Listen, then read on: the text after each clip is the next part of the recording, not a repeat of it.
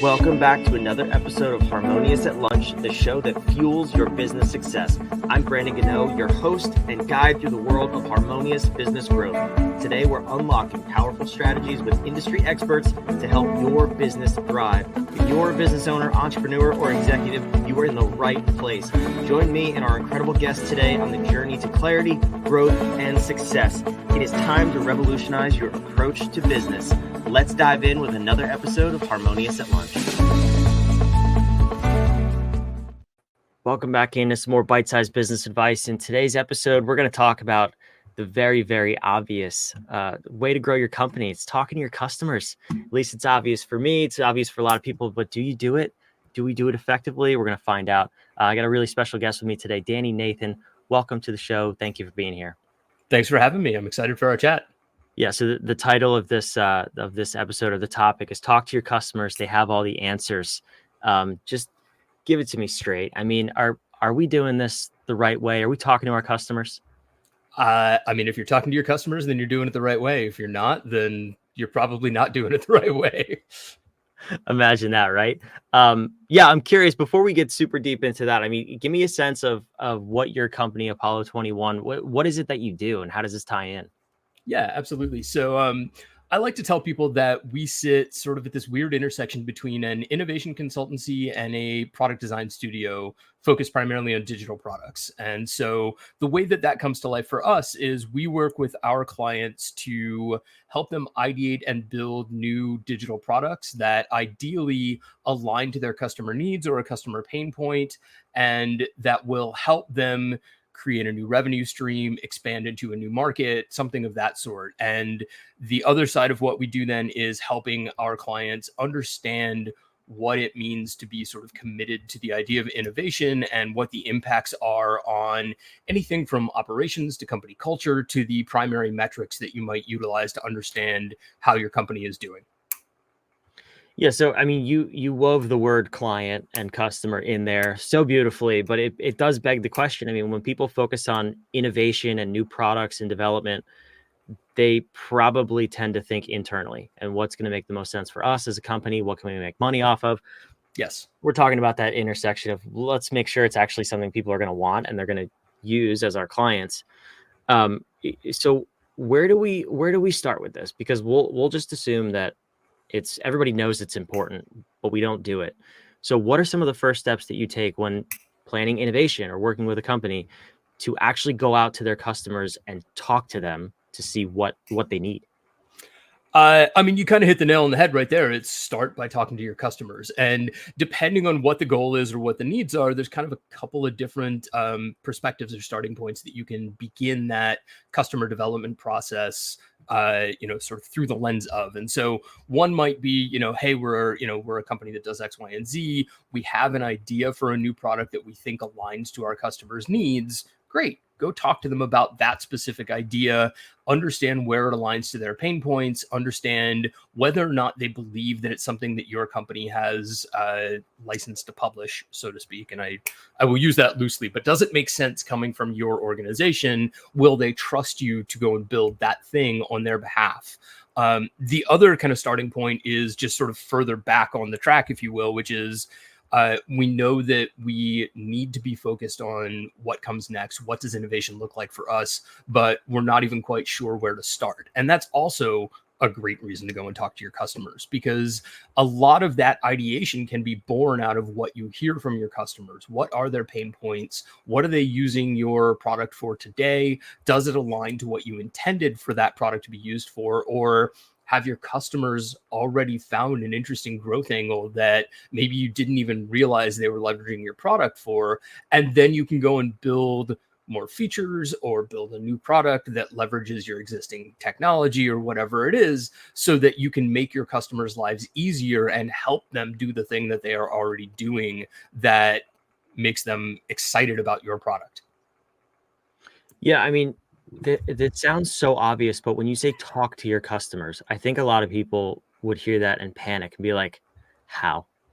Right? As dumb as that sounds. So what are some of the different ways that you are talking to your customers? If you have tens of thousands, hundreds of thousands of customers, what's the sample size? What are the methodologies that you use to know that you actually have a good sense of who you're talking to?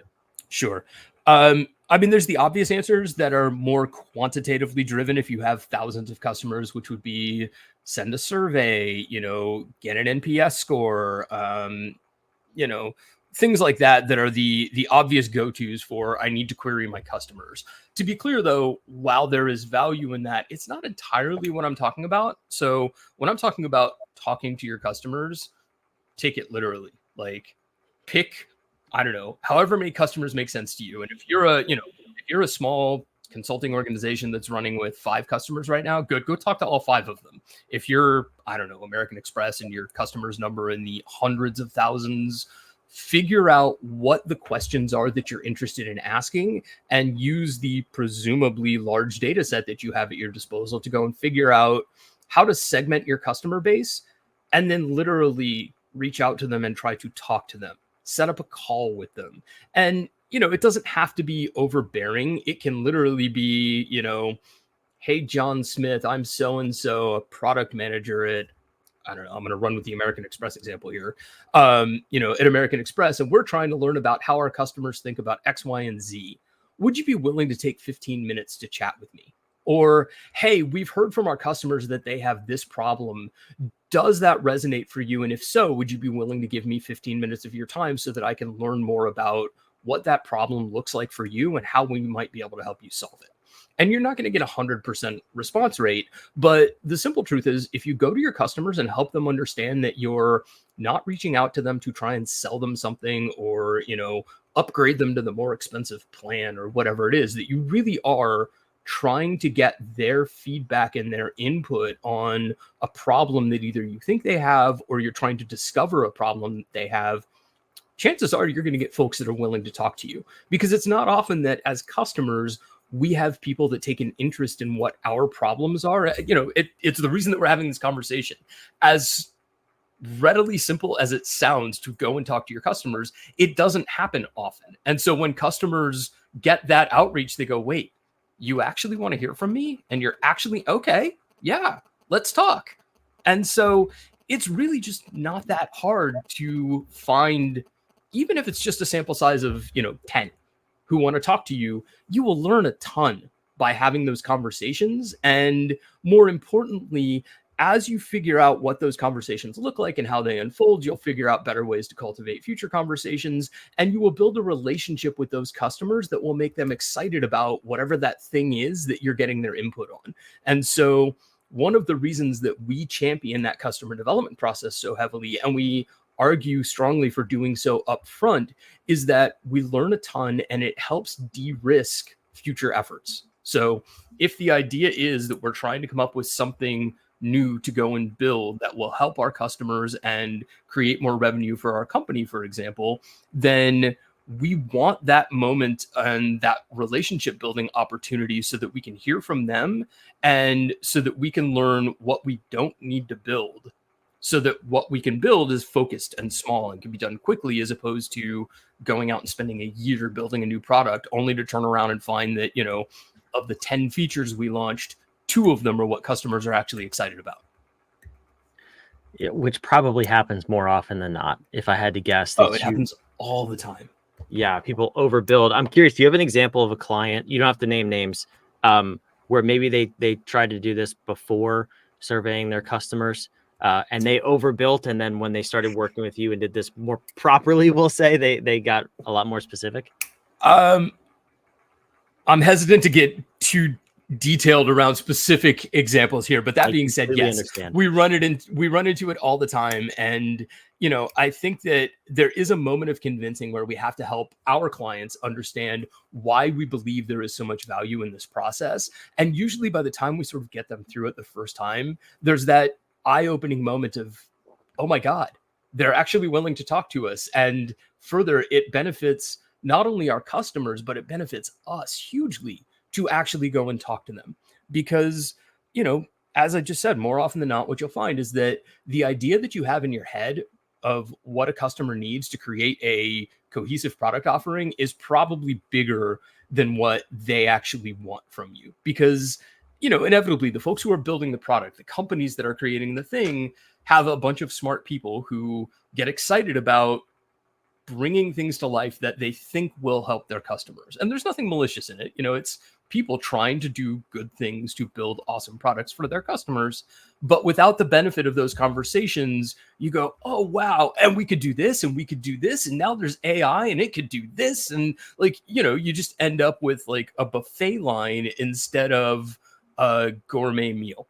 And we try to get to the gourmet meal so that we can then, I don't know, serve you breakfast or whatever, however you want to carry that analogy forward. It's a terrible analogy, but it just popped into my head. Gourmet you know what? I don't know if I've ever had a gourmet breakfast. This is Harmonious at Lunch, so maybe we'll say gourmet lunch, right? Fair enough. All right, we'll start with lunch. I like that. I love it. So, okay, we've talked to our customers. We know what they want, what they don't want. Let's assume we're on the right track, right? We're talking about innovation here, developing something. What's step 2? And how do we continue to keep our customers in the conversation so we, with our really smart people who get excited, don't get off track? Yeah. So the way that I think about the customer development process is that it starts off kind of wide. And so you go with this idea of, we don't know what we need or we have an inkling of what we need. Let's just go and talk to people and see if that need aligns to what we hear back from them. And so then we go through the process and we begin to identify opportunities. Oh, here's the 2, 3, 4 things that we're hearing from our customers over and over again. Those are the things that we can cherry pick and then start thinking about solutions for. And even at that point, once you have an idea for a solution, the knee-jerk reaction in most companies that make things is awesome. Let's go build an MVP and get it out in the world. And that has been sort of indoctrinated into us through, a decade of lean startup methodology and so on and so forth. But I would argue that it's still not time for that. So instead of going and building your MVP, take the 3, 4 ideas that, you've heard over and over from talking to your customers and storyboard that solution. And when I say storyboard, I mean literally like 3 to 4 frames of a crappily drawn comic book looking whatever, and then go talk to your customers again. Hey, Bob, we talked about this a couple of weeks ago. You mentioned that you have problem 1, 2, and 3. We really grabbed on to problem number 2. Does this thing that we have in our heads solve that problem for you? Would you be interested in using it? Would you like it? Tell me the features that you think it would have to make it useful for you. And oh, by the way, would you be willing to pay for it? Because that's a really important part of, building something that's going to be part of your business. And so then you have the benefit of you've had the customer tell you what their problem points are.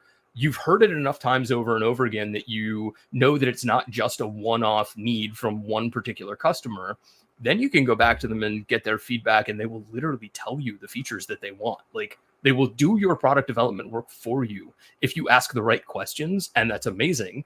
And then you can go and make that thing with the 1, 2, 3 features that, Bob or Jane or whoever said that they were most interested in. And at that point, you've talked to them a couple of times. Ideally, you sent them a few emails like during the build process. If you really want to be transparent, send them a couple of screenshots of the design and go, hey, you said that this feature would be super helpful for you. Here's how it's coming to life. What do you think? And what happens is they get bought in. They feel like they have become a part of the product development process, which nobody gets to be from the outside when you're looking at a large company. And so that in and of itself ingratiates your customers to you. And by the time you get that thing built, there's a really good chance that, you've got 10, 15, 20, 100 customers who you've talked to who are literally chomping at the bit and ideally emailing you every couple of weeks going, hey, where's that thing that we talked about? Because I really need it. It's going to make my life better. And so now when you get to the point where that thing is ready, you don't have to worry about going out and launching it. All you have to do is give it to the people who asked for it. And you've got a built-in army of beta testers who are excited about the thing that you're working on, people who will champion that new product for you and help you spread the word about it, et cetera, et cetera. And you've set yourself up for success in a way that going through the traditional process of, I have an idea, I built an MVP, I overbuilt an MVP, now I'm going to go put it in front of people and talk to them. This just shortcuts all of that. And so by the time you actually go and build anything, the chances that you're building the right thing are so much higher that it eliminates a ton of the risk. And you'll hear me say that over and over again. All of this comes down to, how do we eliminate risk? How do we get something to market more quickly? And how do we do so in a manner that gives us the utmost confidence that the thing that we're creating will have value? It sounds like cheating. Is this cheating? Sure. Cheating has a negative connotation to it. And so, I know. is there anything wrong with doing this? I mean, God, no. Like, should you be talking to your customers anyway? Yes. Is it cheating? Is it shortcutting things? Is it making it easier? I started to say faster, which is my hesitation. And the reality is, and this is probably an important point to call out, going through the customer development process and actually talking to people before you get into developing the thing may not shorten the overall timeline of the project at all. It may still take 6 months. But what I'm advocating for is, instead of the first, 3 months being build and then the next 3 months being build, take the first 2 or 3 months and make it learn, so that by the time you get to build, the thing that you need to build takes 3 months instead of 6, and you can do it with 3 engineers instead of 12, or whatever that team might look like for your org. And you're saving at every step of the process. It doesn't take that many people or that much time from a team to execute on the talking to customers part of it. And the learning that you get out of it will offset the future effort of creating that thing immensely. We often sort of throw around that an hour of customer development work is worth anywhere from 5 to 10 hours on the far side when you go to build. And by that, I mean, you will save 5 to 10 hours of build effort for every hour that you spend talking to people. Yeah, it's insanely profitable. The other thing too is, you're assuming with the 6 month comparison that you're going to get it right with the first one. So if you build an MVP for 3 months and nobody likes it, well, you're back at square one. And right. What we're talking about, you're already 3 months in. So that's where the speed would come to play as well. I'm curious though, on the, I want to wrap up with this, the backside, you hinted at this with, you have beta testers bought in. It could be testimonials, raving fans, whatever you want to call them. They could be your built-in sales force. I mean, what is the power of having this? Can you give some examples from, again, maybe your clients? This is a much more positive example, so maybe this will be easier. But sure, of clients who had that built-in sales force and those raving fans that were excited to then promote the product or service rather than just launching and hope you get it well received. Yeah, I'll give you a great example. And this actually is one that I can talk about, and it's one that we executed for a client. So we had a client that is in the Western sports space. So think rodeos and cowboys and all that fun stuff, which is not usually an area where, your head immediately goes to, oh, awesome technology. But basically, we did a ton of upfront customer research, and we were fortunate that our clients gave us access to both their customers and the athletes that they were sponsoring and working with, et cetera. And so we were able to talk to not only rodeo fans, but also rodeo athletes about what was missing from the technology-driven side of their experience with the world of rodeo. And so we heard from fans over and over again, for example, that it's hard to find places to watch rodeo because it's not highly televised, especially when you get down to like the local and regional events. They were also complaining that it's really hard to sort of find your favorite athletes and keep up with them and see how they're doing day over day and things like that. And then by talking to the athletes, we also learned some really interesting things. Like, for example, athletes are often in the middle of a rodeo competition and will have no idea what their standings are, because standings at rodeos are often literally a person in the stands with a spreadsheet, like marking things down. And so there is nowhere to go and check, what is my score right now? Did I get beat by the person who rode 2 bulls later? Whatever. And so I'm describing all of this because ultimately what this effort led to was working with our client to build out a mobile app that effectively was ESPN for the world of rodeo, designed to serve both fans and customers. And had we not had the opportunity to talk to both fans and customers before we ever went and built that application, we would have built a ton of stuff that we didn't need in there. It would have become, the kitchen sink of rodeo as opposed to the ESPN of rodeo. Whereas because we had the opportunity to talk to them, we knew that athletes highly valued real-time feedback on what their standings were, and that fans really valued push notifications that told them when they could watch their favorite rider in a live stream in the app, for example, or whatever. Those are just a couple of examples of what this thing offered. But the benefit of it was that we knew exactly what to go out and build, and it made it that much easier for us to plan on what needed to get built, to create the roadmap around, okay, we're going to start, I'm making this up, we didn't actually do it this way, but you can see a world where we go, oh, okay, we're going to go and build out the fan side of the application first, and then we're going to layer in the athlete side, and then we're going to connect the two and allow them to communicate with one another, whatever. And so it makes the planning process so much easier, and it de-risks the effort all the way through, because you know exactly what you need to get built. You know exactly what the priority is for each of the users of that thing that you are creating.